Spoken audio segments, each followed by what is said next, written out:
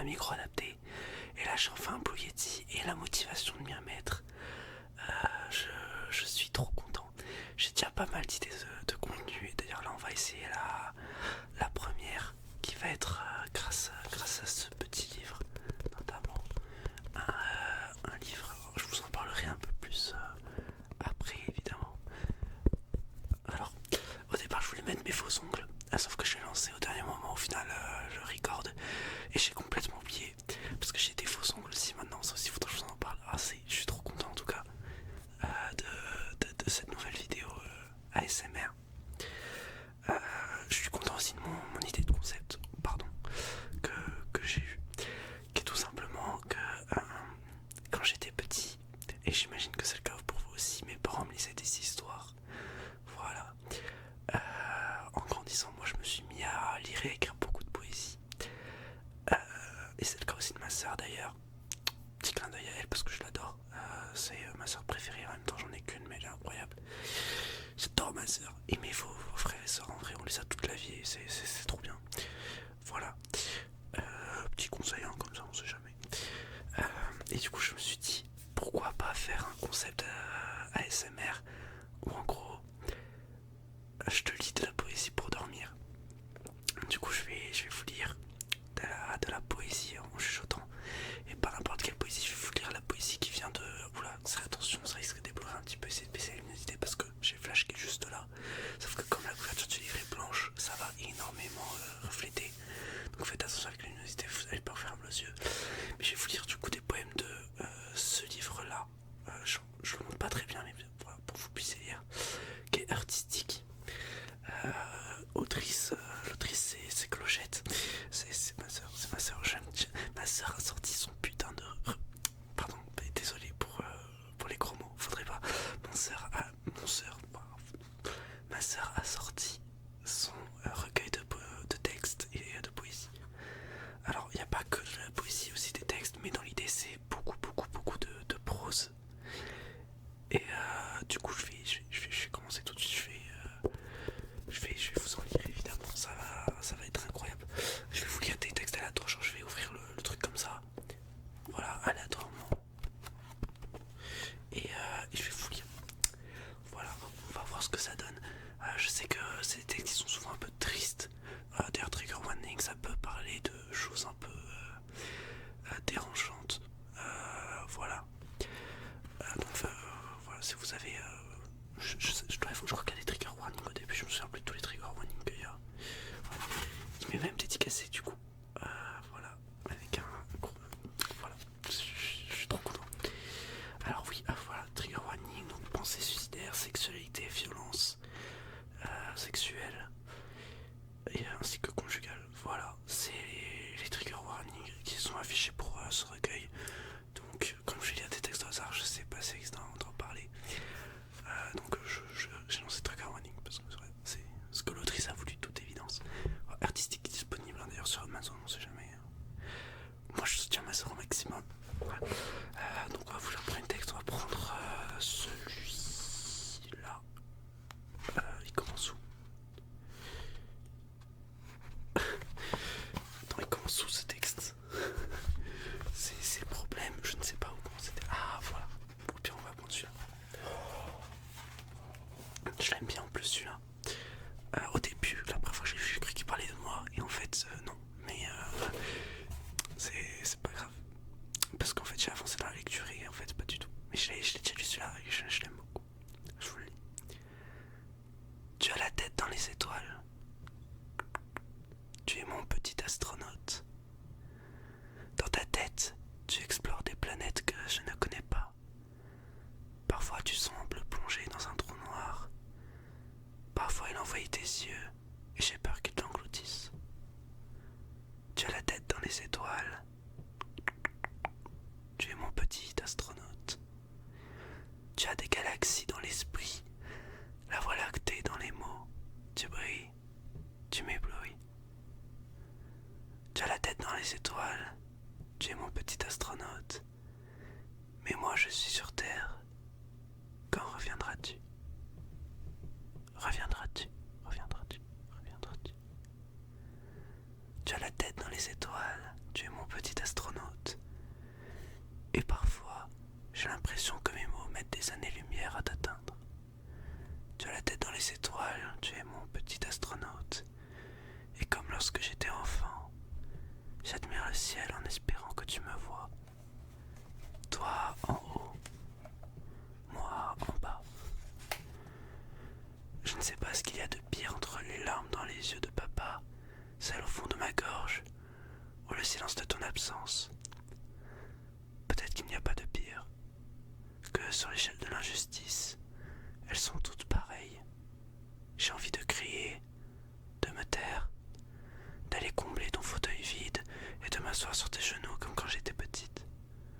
De mettre du scotch sur la bouche de papa pour qu'il arrête de parler du texte qu'il a écrit pour tes funérailles. D'enlever le scotch parce que lui aussi il a mal. De me rouler en boule et de te montrer comment je suis grande. C'est fou ces contradictions. On ne m'a jamais dit que le deuil c'était ça, de la douleur et des contraires. Alors je crois que j'ai lu deux textes différents, mais j'avais pas l'impression que le premier était fini, donc j'ai tourné la page. Mais en fait c'était deux textes différents. Je suis désolé.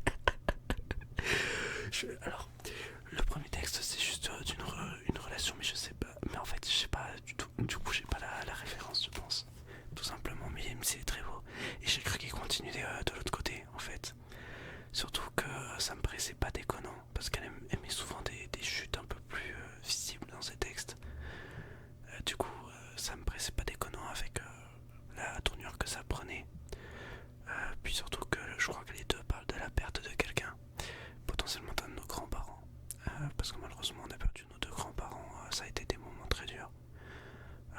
Donc, voilà. Bah, du coup, je vais continuer à lire comme ça, de longer les pages. Moi, j'aime bien, j'aime bien. Hier, pendant mon voyage, j'ai croisé une rivière. Une simple rivière. Je ne m'attendais pas à entendre le bruit de l'eau glissant sur les rochers, trébuchant sur chacun d'eux, portant avec elle les souvenirs. C'est l'un des sons préférés de mon grand-père. C'était l'un des sons préférés de mon grand-père.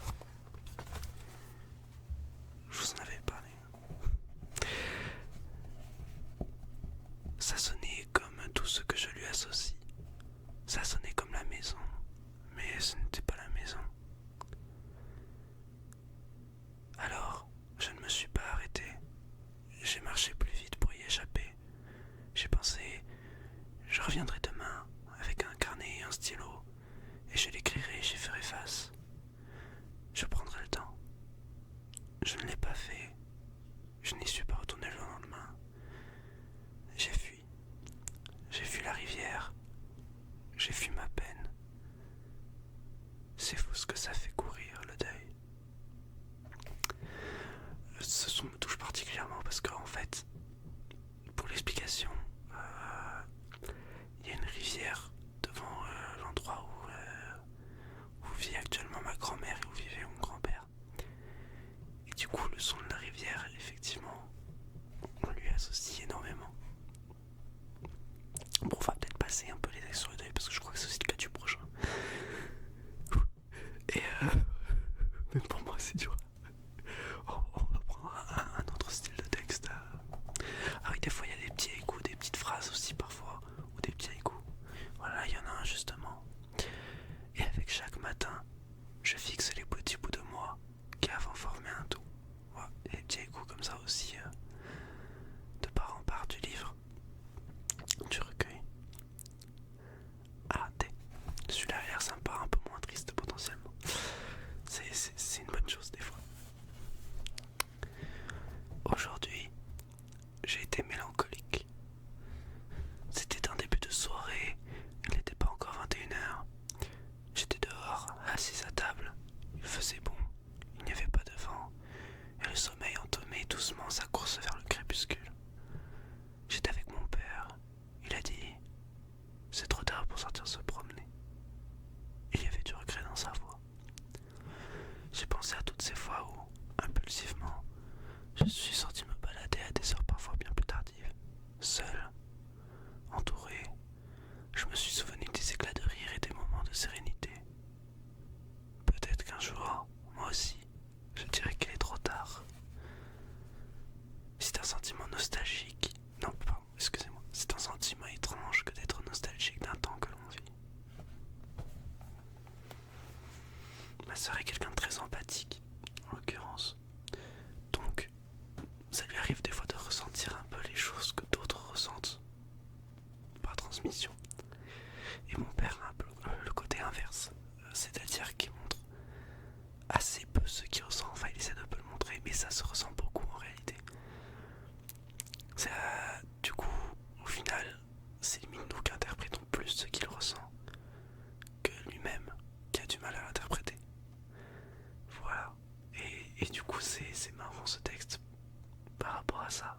fait que ma soeur a toujours été très sensible à ça. Donc nostalgique d'un truc qu'elle n'a pas vécu, elle est nostalgique par intermédiaire au final.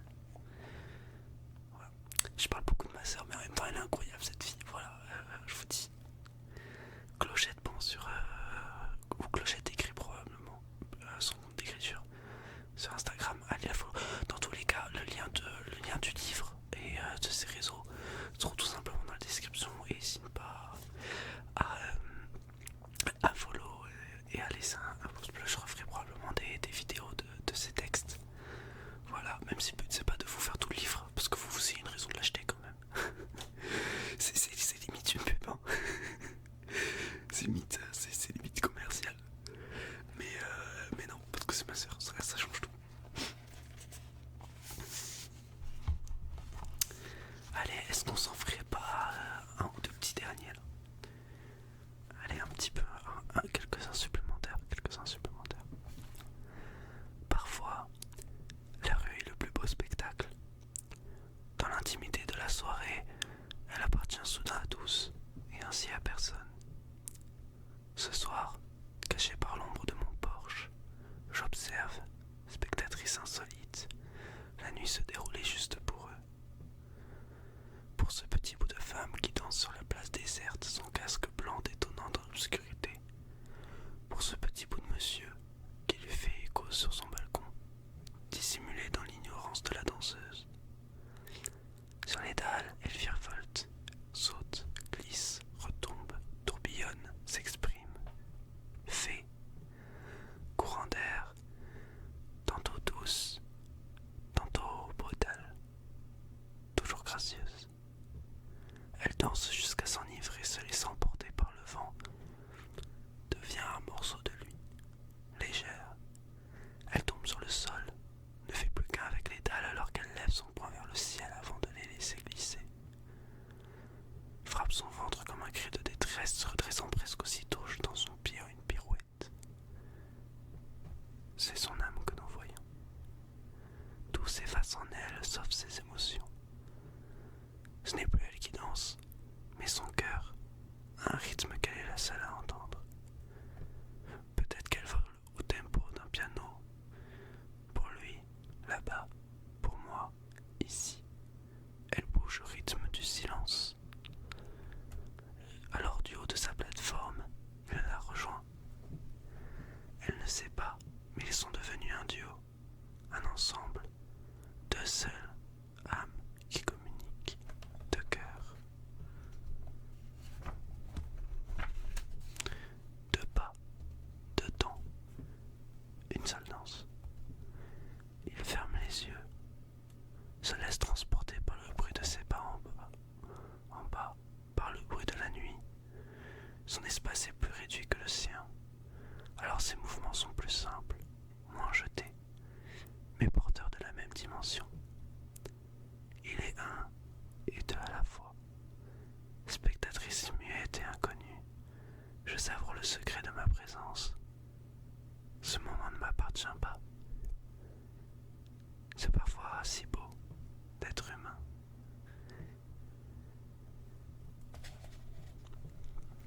Tiens, il y a un petit texte court juste après, je vais vous le lire aussi parce que je le trouve joli. On m'a parfois demandé ce qui me plaît chez lui, ce qui fait que je l'aime, parce que les gens aiment toujours entendre parler de l'amour. Mais moi, je réponds sans cesse la même chose. Parce qu'il sourit avec les yeux.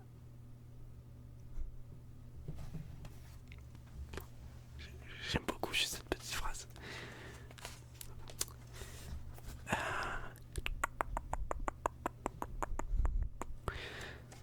Allez, un petit dernier pour la route. Un tout petit dernier parce qu'on apprécie.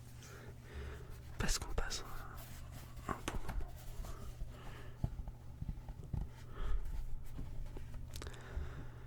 Pourquoi est-ce que je t'écris? Peut-être parce que j'ai envie, besoin de te dire. Peut-être parce que les mots ne savent pas sortir de ma bouche, mais qu'ils ont toujours su se glisser sur les grains de feuilles blanches. Peut-être que j'écris pour enfin parler. J'ai passé tant d'années à lire dans les romans des histoires de coups de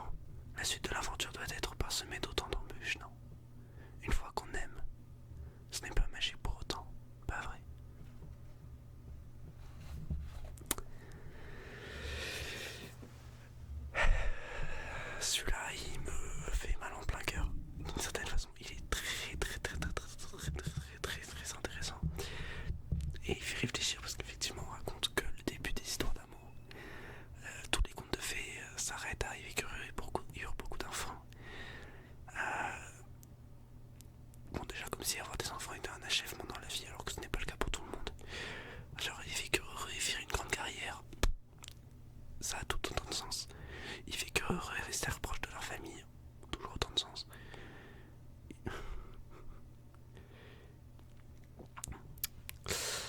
Tout le monde a des objectifs différents, donc il y a beaucoup d'enfants, c'est pas forcément de l'accomplissement ultime, même si c'est l'accomplissement pour beaucoup et bravo à eux. Mais il y a aussi la réflexion de une fois qu'on est tombé amoureux, comment on transforme cet amour, comment on le fait durer. Et c'est quelque chose dont je n'ai pas encore la réponse malheureusement.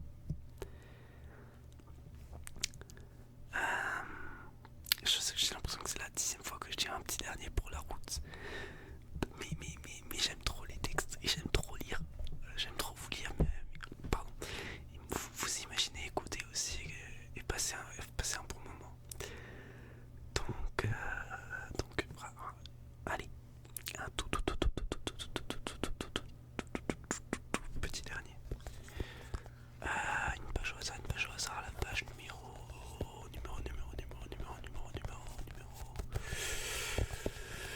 22. Allez, on va partir sur la page numéro 22 tout de suite. Je suis pas sûr que ce soit le bon choix, ça, numéro 22.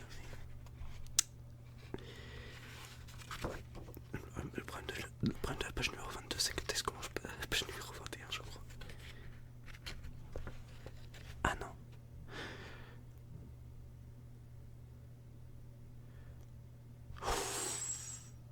Oh, celui-là, il va pas faire dormir, celui-là, si je le lis, celui de la page 21.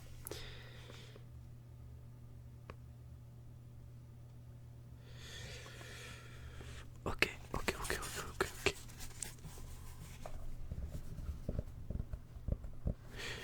J'aime bien celui-là, il fera le taf. C'est effectivement celui de la page 22 du coup. Le truc c'est que je suis fatigué de chercher la tendresse dans la violence. Je suis fatigué de vivre dans la noirceur de mes souvenirs, d'expliquer encore et encore que j'ai été blessé et touché et ruiné par des mains et des esprits qui n'étaient pas les miens. C'est que je suis fatigué d'être blessé et touché et ruiné par des mains et des esprits qui ne sont pas les miens. Je suis devenu ma pire ennemie.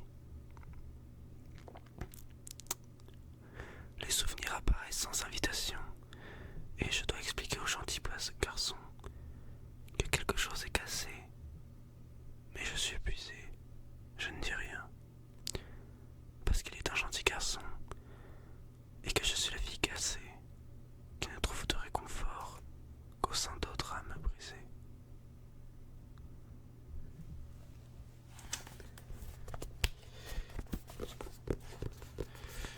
On va s'arrêter ici pour la lecture. Je vais quand même vous lire le 4e de couverture, histoire de vous donner encore un petit peu plus envie de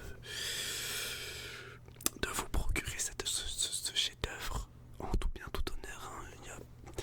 Je dis pas ça parce que c'est ma soeur qui l'a écrit, un peu. Mais il est incroyable quand même. Mais un peu.